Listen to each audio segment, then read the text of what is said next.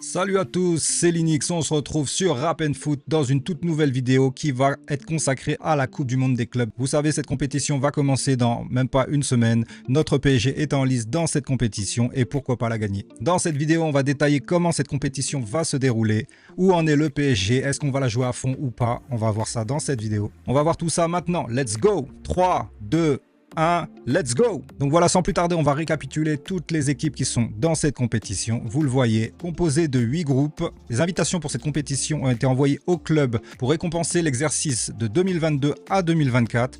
Donc certains sont là juste par leur coefficient UEFA, d'autres sont là par rapport à des trophées gagnés sur leur propre continent. On peut y retrouver des équipes asiatiques, des équipes africaines, des équipes d'Amérique du Nord et d'Amérique du Sud, et ainsi que 12 clubs européens. Le PSG est tombé dans le groupe B, composé de l'Atlético de Madrid, de Botafogo, dernier gagnant de la Copa Libertadores, ainsi que des Seattle Sounders. Bon, je dois dire que comme par hasard, on est toujours dans les groupes les plus... Ouais. Luis Enrique même, en conférence de dit, avait dit « Quelle est la meilleure équipe brésilienne ?» Un journaliste lui avait répondu « Botafogo » et il avait rétorqué « Vous verrez que Botafogo sera dans notre groupe lors de cette compétition. » Il n'avait pas tort. Est-ce que c'est fait exprès? Bon, on va pas se plaindre parce que cette année en Ligue des Champions... on a eu du lourd, du très lourd, et pourtant on sait comment ça s'est fini. Donc, arrêtons de nous plaindre. Donnez-nous qui vous voulez. Nous sommes les actuels champions d'Europe en titre. Les 7 autres groupes sont assez homogènes, je trouve. Avec un groupe A, exemple Palmeiras, FC Porto, Al-Ahly, Inter Miami. Un groupe C, Bayern, Auckland City, Boca Juniors, Benfica. Donc ça se vaut à peu près avec le nôtre. Un groupe D avec Flamengo, l'ES Tunis, Chelsea et Club León. Un groupe E composé de River Plate, Urawa, Monterrey et l'Inter de Milan. Le groupe F, Fluminense, Borussia Dortmund, Ulsan HD, Mamelodi S. Un groupe G, Manchester City, Wydad AC, Al-Ain et Juventus de Turin. Et le groupe H, comme par hasard, le Real Madrid, Al Hilal, Pachuca, Salzbourg. C'est live pour eux. Je sais pas si c'est fait exprès, mais ça n'est pas loin.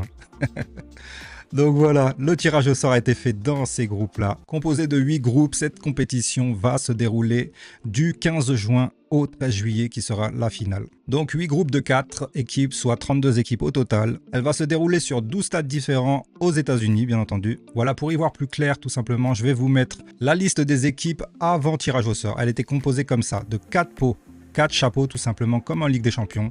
Un chapeau 4 constitué essentiellement d'équipes africaine, asiatique, un chapeau 3 plutôt sud-américaine, et les chapeaux 2 et 1 en majorité sont des équipes européennes.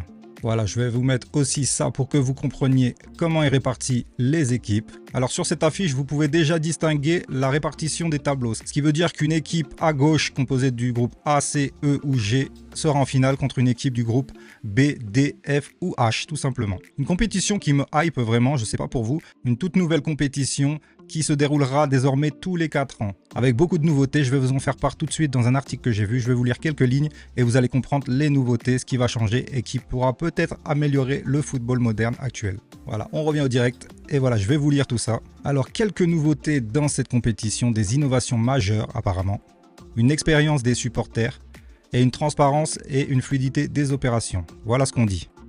Les spectateurs présents dans le stade pourront suivre en direct les analyses de l'arbitre. Une version améliorée de la technologie semi-automatisée de détection du hors-jeu sera mise en place. J'ai vu qu'il y allait avoir des espèces de capteurs dans les ballons mêlés à de l'intelligence artificielle. Donc on verra ce que ça donne. Est-ce que c'est une vraie technologie? Si ça l'est, pourquoi pas? Est-ce qu'ils vont même un jour appliquer cette fameuse règle, la loi Wenger ou je ne sais pas, avec les fameux buts refusés pour un genou? N'est-ce pas Kvara? N'est-ce pas Nuno Mendes? N'est-ce pas Barcola? Donc moi j'aimerais bien qu'on y aille à cette règle du jeu. Le hors-jeu actuellement, je le trouve vraiment trop strict.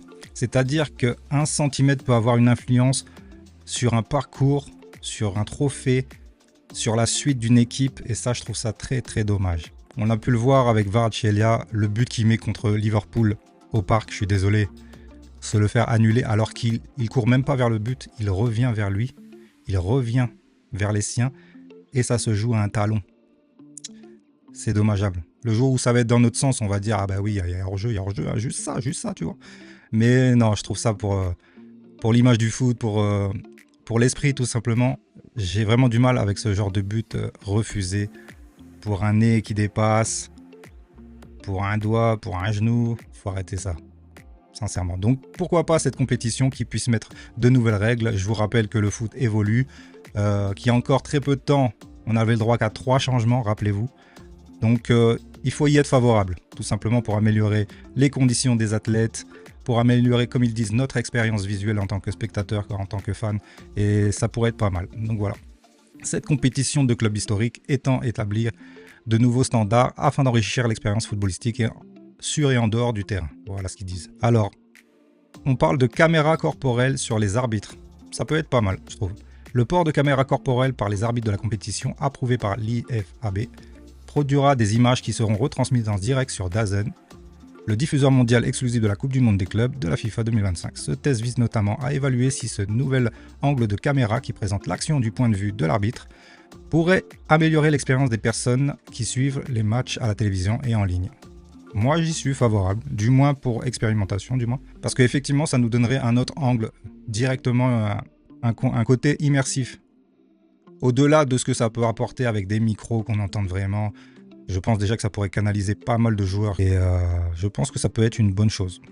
Qu'est-ce que vous en pensez? Dites-moi, vous. Image des analyses de l'arbitre en direct dans les stades. Par ailleurs, en plus de la nouveauté relative à la retransmission des matchs, le public présent au stade aura désormais la possibilité de voir la même chose que l'arbitre lorsqu'il consulte la vidéo dans la zone. Ça, c'est pas mal. Rappelez-vous le penalty octroyé contre Arsenal. Il a demandé la VAR. Pour nous, c'était la pseudo-faute sur Saka. On est d'accord, on est tous d'accord. Et là, ça permettrait direct d'analyser qu'est-ce qui est revu à la vidéo. Donc voilà, ça enlèverait toute ambiguïté tout simplement. Amélioration de la technologie semi-automatisée de détection du hors-jeu, c'est ce qu'on parlait juste avant. Après des essais concluants menés lors de la Coupe intercontinentale de la FIFA 2024 et plusieurs compétitions de jeunes de la FIFA, une version améliorée de la technologie semi-automatisée de détection du hors-jeu sera mise en place pendant la Coupe du Monde des clubs 2025 dans le but de trancher les situations de hors-jeu potentielles le plus rapidement possible. C'est vrai que ça dure pas mal de temps. Des fois, tu as des actions, mais tu as le temps d'aller yesh. Hein. La vérité, tu as le temps d'aller yesh, de revenir, ils sont encore dessus. Donc, c'est vrai que un peu plus de rapidité, ça serait pas mal sur ce côté-là. Avec toutes les options qu'on a de nos jours, toute la technologie, je trouve pas ça normal déjà qu'on puisse se tromper sur de la VAR et ainsi de suite. Donc, faisons place à la technologie et voyons ce que ça donne. Autre nouveauté, c'est vrai, celle-là, je l'avais vue. Une tablette spécifique devra permettre de rationaliser et mieux gérer la procédure de remplacement. C'est-à-dire que actuellement, les entraîneurs qui veulent faire des changements prennent un petit papier, notent ça et font transmettre. Et là, ils disposeraient tout simplement d'une tablette, donc directement reliée. Ils auraient les infos des changements qu'ils veulent et je pense qu'on pourrait gagner en rapidité tout simplement. Et voilà, c'est comme quand tu commandes ton restaurant. Moi, je trouve ça plus sympathique d'avoir ta tablette sous tes yeux et de prendre ton temps et de bien choisir plutôt que faire la queue, avoir affaire à quelqu'un en caisse qui ne comprend même pas des fois ta commande, tout simplement, de devoir répéter tout ça. Je trouve ça plus astucieux, honnêtement, j'y suis pour. Donc voilà les quelques évolutions pour cette compétition, je les trouve plutôt pas mal. Dites-moi, vous, si vous avez des idées d'évolution dans le football, je suis preneur pour dialoguer avec vous, pour échanger dans les commentaires. Et on va venir tout de suite au tableau prévisionnel, parce que c'est ça qui nous intéresse bien entendu dans cette vidéo. Notre PSG, nos champions d'Europe, on va pas s'en cacher, on peut le dire pendant au moins pratiquement un an. Ça fait vraiment plaisir. Ah, je m'en remets toujours pas, clairement, je m'en remets toujours pas. J'ai vraiment du mal à assimiler qu'on est champion d'Europe encore. 5-0. Oh. Là n'est pas la vidéo, on est là pour parler de cette compétition et vu qu'on a la dalle, pourquoi pas aller la gagner. On sait que Dembélé est forfait pour les matchs dits de poule, donc contre l'Atlético, Botafogo et rappelez-moi Seattle, ouais, il me semble. Forfait, bon, logiquement on fait partie des 2 sur 4 qualifiés dans cette poule, on est d'accord quand même. Bon, repose-toi mon petit Dembélé. Barcola aussi serait incertain, bon je pense que lui sera là. Mais laissons notre futur ballon d'or se reposer, se requinquer, il y a le droit. 55 pressing quand même en finale de Ligue des Champions. On va le laisser tranquille. Didier Deschamps, t'aurais dû déjà le laisser tranquille, t'as abusé de lui. Et voilà, tu nous l'as blessé encore une fois. On va lui laisser ces deux semaines. Et il viendra nous rejoindre pour la suite tout simplement. Sur ce, je vous mets le tableau prévisionnel, regardez-moi ça. Où le PSG peut-il aller sur cette compétition? C'est ce qu'on va détailler tout de suite. On fait partie du groupe B et si vous pouvez remarquer, on est là. On est au 1B, donc on affronterait le deuxième du groupe A. Groupe A composé de Palmeiras, FC Porto, Al Ahly, une équipe égyptienne, et l'Inter Miami. Pour moi, je vous le dis clairement, Messi, ciao, Inter Miami, ça saute, Al Ahly, ça saute. Pour moi, ça va se taper entre Porto et Palmeiras. Je dirais plutôt Porto premier à l'expérience, Palmeiras deuxième, bravo à eux. Vous allez nous affronter, puisque nous allons finir premier du groupe, devant l'Atlético, Botafogo et Seattle. Comme c'est indiqué, je pense que le tableau se finira comme ça. Ça ferait un potentiel PSG Palmeiras pour les huitièmes de finale. De l'autre côté, notre futur adversaire serait le 1D. Groupe D composé de Flamengo, Espérance de Tunis, Chelsea et León, équipe mexicaine. Pour moi, il n'y a pas photo, Chelsea va finir premier. Ce qui nous donnerait Chelsea contre le 2C. Groupe C, Bayern, Auckland, Boca Juniors, Benfica. Aïe, aïe, aïe, beau groupe quand même celui-là. Pour moi, il n'y a pas de débat sur le premier, le Bayern finira premier. Après, ça va se taper entre Boca Juniors et Benfica. Mais à l'expérience, je dirais plutôt Benfica. Ce qui donnerait un Chelsea-Benfica. Donc PSG Palmeiras contre Chelsea Benfica. PSG tape Palmeiras. Chelsea tape Benfica. Pour nous, on a un potentiel en quart de finale. PSG Chelsea. On aime les équipes anglaises. On les a pas encore eu ceux-là au menu. Donc venez Chelsea. Venez. Il n'y a pas de souci. PSG Chelsea en quart de finale. Et pour accéder à une demi-finale, il faudrait donc se débarrasser de Chelsea. Si on était amené à aller en demi-finale, on va faire le petit brief à côté. 1F. Alors, groupe F, Fluminense, Dortmund, Ulsan, une équipe coréenne, et Mamelodi, une équipe sud-africaine. Donc premier du groupe F, il n'y a pas photo pour moi, ça sera Dortmund. Contre le 2E, groupe E, River Plate, Urawa Reds, une équipe japonaise, Monterrey mexicaine, et l'Inter de Milano. L'Inter de Milano finirait, je pense, premier. River Plate, deuxième. Donc, 1F2E, on a dit. Dortmund, le deuxième de E. River Plate. Dortmund, River Plate. Moi, je vois Dortmund, River Plate. Face à... Donc, je vois... Alors, déjà, Dortmund, River Plate. Petite surprise, River Plate éliminerait Dortmund pour moi. Donc, ça donnerait un River Plate face à un H, groupe du Real Madrid, Al Hilal, Pachuca, Salzbourg. Bon, il n'y a pas photo, même si vous connaissez, j'aime pas du tout le Real Madrid, mais sur ce groupe-là, ils vont finir premier. Un H contre 2G. Groupe G, City, Wydad, Al Ain et Juventus. City premier, Juve deuxième, il n'y a pas photo, ça ferait un Real Juve. Real Juve avec un River Plate qualifié. Real Juve, je pense que le Real passerait. Il faut qu'on se rencontre à bout d'un moment, donc on les fait passer. Real Juve, donc le Real passerait et se retrouverait contre River Plate. Moi, j'ai dit de l'autre côté que le PSG allait taper Chelsea.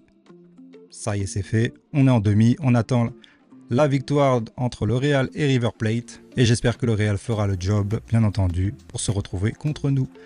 Un potentiel PSG Real Madrid qu'on attendait en Ligue des Champions et qu'on aurait en Coupe du Monde des clubs. C'est pas mal non plus. On dit pas non. PSG Real Madrid en demi-finale de Coupe du Monde des clubs. Et vous connaissez la suite, on les élimine. Ce qu'on aurait dû faire en Ligue des Champions. Là, la motivation serait pleine. Real Madrid, dehors. Et on accéderait à la finale de la Coupe du Monde des clubs pour un futur nouveau trophée. Est-ce que 2025, on n'est vraiment pas arrivé comme un tsunami en ayant tout pris, tout raflé, sincèrement? Je trouve cette équipe magnifique. À voir les recrues qu'on peut faire avant cette Coupe du Monde des clubs. Je ne pense pas qu'il y aura de gros moves, clairement. On va vraiment attendre juillet. Mais en tout cas, sur cette prévision, je vois un PSG Real Madrid en demi-finale. De l'autre côté, je n'ai pas fait la simulation. Mais on pourrait se retrouver avec un Bayern ou City en finale contre PSG. Voilà. Qu'est-ce que vous avez pensé de cette vidéo? À peine un mois et demi et on est déjà à ce niveau-là. Bien joué les gars, merci à vous. Merci pour les partages, merci pour tout le combo que vous faites à vos youtubeurs préférés. Like, partage, abonnement, commentaire. Je me régale. En tout cas, je fais ça avec vraiment un énorme plaisir. Je fais vraiment ça sur mon temps libre et uniquement par passion. J'espère en tout cas que ces vidéos vous plaisent. Donnez-moi vos idées en commentaire. De quoi voulez-vous qu'on traite d'ici là? Et sur ce, c'était Linux. Je vous souhaite une bonne soirée, une bonne journée, une bonne semaine. Ciao, ciao, ciao!